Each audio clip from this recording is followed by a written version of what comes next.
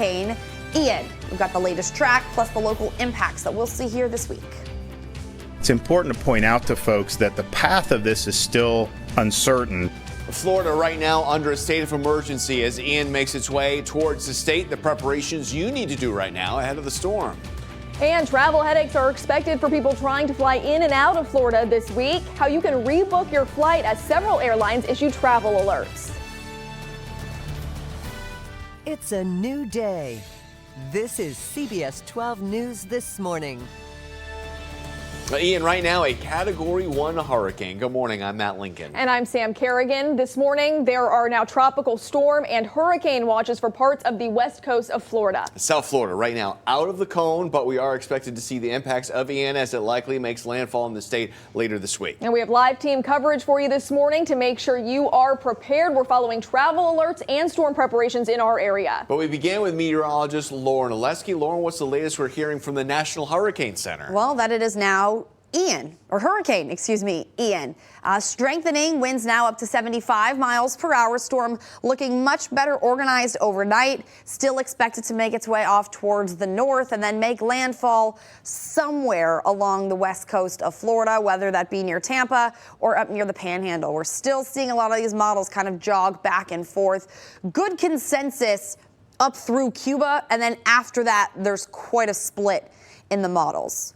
Our impacts will change with the wind in terms of how far east and west Ian moves, but I'm still expecting us to deal with incredibly heavy rainfall this week, maybe between 3 to 6 inches of rain falling for our area.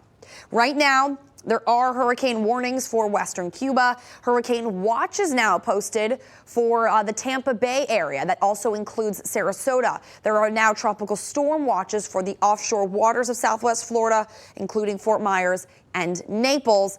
And then Key West right now, tropical storm warnings are currently issued there. So I mentioned there's quite a difference in terms of where these models are. So up through about Cuba, again, there's some good agreement there, but it's after where there's quite the spread. A lot of the tracks that we've been seeing from the National Hurricane Center have been kind of in the middle of all of these. So we'll watch this closely.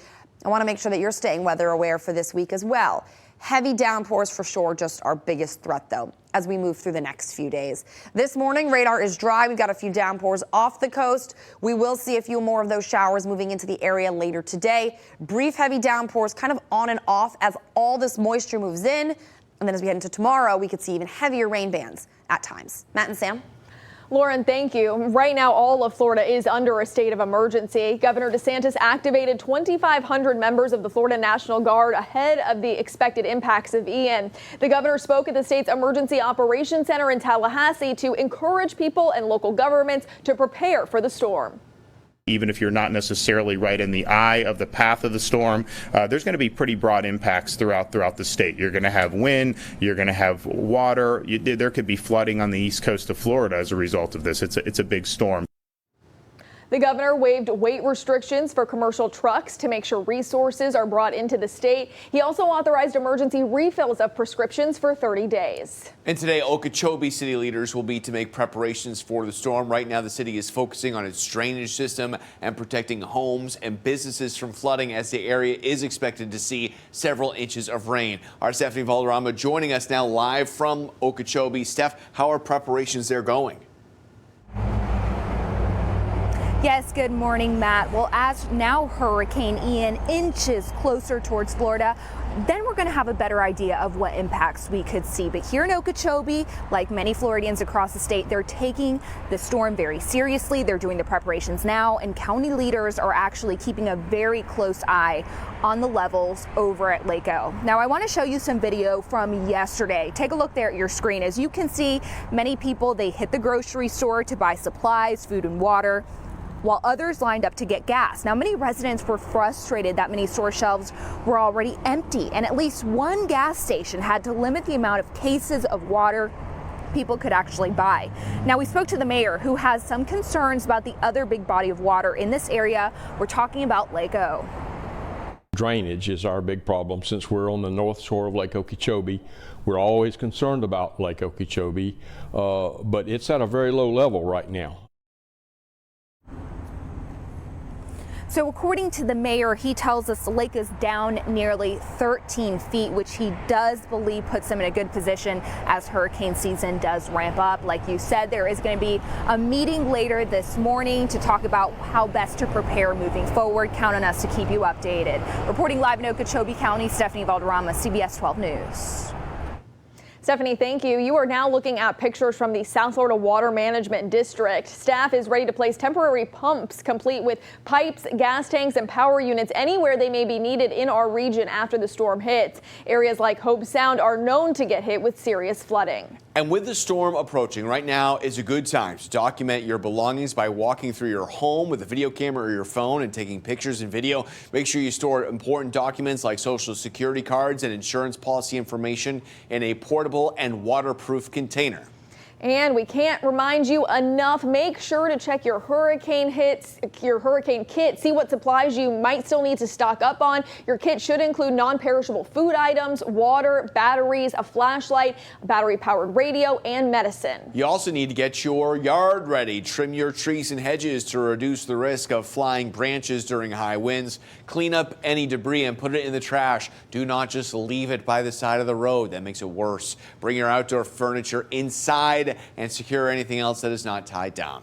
And don't forget to make sure your gas tank is at least half full. If you have an electric car, you should keep the battery charged between 50 to 80% at all times. And if you see severe price increases on items, you should call this number. It's the price gouging hotline. State law prohibits price gouging on things needed to prepare for a storm. That includes food, water, and gas.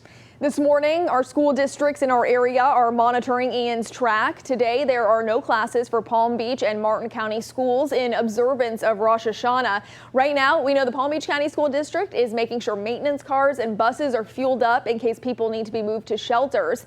If winds reach more than 35 miles an hour, it's likely school buses would be parked and schools would close. Parents, you'll be notified of a school closure by phone and on the district's website. And of course, we will also keep you updated. All right, 6:07 during holiday travel, we've been reporting how our state's weather and air traffic control issues have been the root cause of travel headaches for people flying to and from our state. But now the storm is bringing a new threat for travelers who may face flight delays or cancellations from Palm Beach, Fort Lauderdale, and Miami International airports this week. Let's go over to our Danielle DeRoche at the live desk following travel alerts that some airlines have already posted. Danielle, what do people need to know if they're flying this week? Right now, you have a window of opportunity to rebook your flight and have certain fees waived on most of the major airlines. We checked with Delta, Southwest, United American, and JetBlue, which is what you see here. They have all issued travel alerts for Hurricane Ian for major airports in Florida.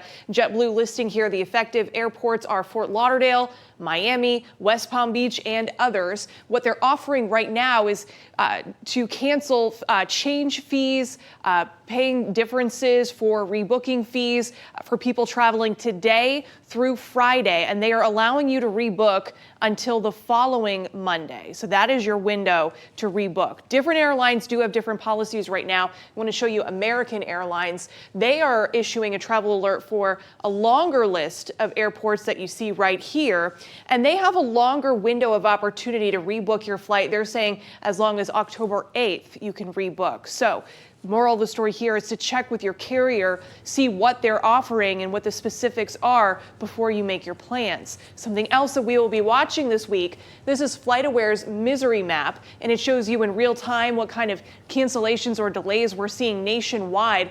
Nothing to see yet due to Hurricane Ian, but I want to show you down here the Miami button. Which just shows you that when there are issues out of Miami, how it has ripple effects all across the nation. So airlines clearly bracing for a difficult week ahead. Matt and Sam. All right, Danielle, thank you. The South Florida Water Management District will close all navigational locks starting tomorrow. You are looking at the locations in Martin and Okeechobee counties on your screen right now. The locks are expected to reopen after the storm passes South Florida. And you can find everything you need to know to prepare for the storm and the season in our 2022 CBS 12 Hurricane Guide. Our storm track meteorologists have put together an easy-to-use guide with everything you need to know to stay safe. You can download it right now on our website, CBS12.com. Just go to the Hurricane Center under the Weather tab. And don't forget, you can track Ian anytime you want with our CBS 12 Storm Track weather app. You can find the latest track and warnings by clicking on WPEC in your app store. It is free. We are tracking Hurricane Ian all morning long. In 3 minutes, we'll check back in with meteorologist Lauren Oletsky. Stay with us. You're watching CBS 12 News, the one to turn to.